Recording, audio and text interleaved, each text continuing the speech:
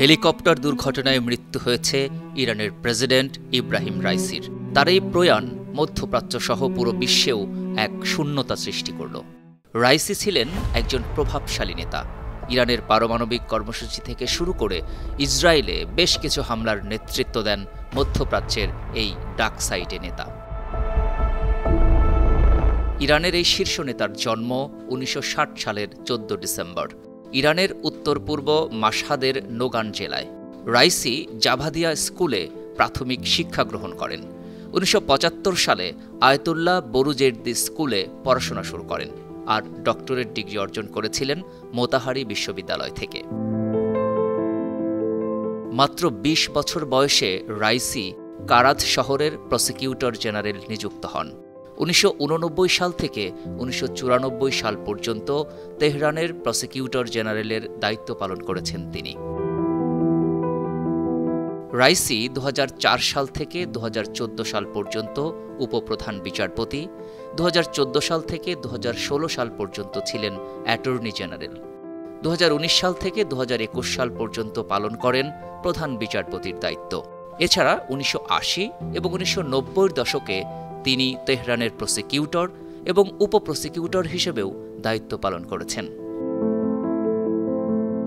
২০২১ সালে ইরানের প্রেসিডেন্ট নির্বাচনে জয়ী হওয়ার পর থেকেই বিশ্বজুড়ে রাইসিকে নিয়ে তৈরি হয় আগ্রহ। ৬৩ বছর বয়সী রাইসি সে বছর দ্বিতীয় প্রচেষ্টায় প্রেসিডেন্ট নির্বাচিত হন আর দায়িত্ব নেয়ার পর থেকেই দেশটির নৈতিকতা বিষয়ক আইন কঠোর করেন। রাইসিকে ২০১৯ সালে বিচার বিভাগের প্রধান হিসেবে নিয়োগ দেওয়া হয়।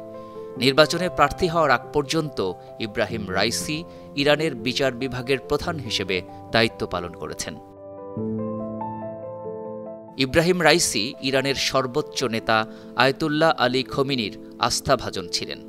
২০১৯ সালে খোমেনি তাকে বিচার বিভাগের প্রধানের শক্তিশালী পদে নিযুক্ত করেন। বিশেষজ্ঞদের অ্যাসেম্বলির ডেপুটি চেয়ারম্যান হিসেবেও নির্বাচিত হন এই নেতা।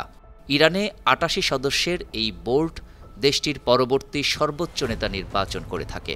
২০২১ সালের প্রেসিডেন্ট নির্বাচনে জয় পেয়ে নির্বাচিত হন ইব্রাহিম রাইসি। তিনি প্রায় ৬২% ভোট পেয়েছিলেন, অর্থাৎ ইরানের প্রায় ১,৭৮,০০,০০০ মানুষ তাকে ভোট দিয়ে জয়ী করেন।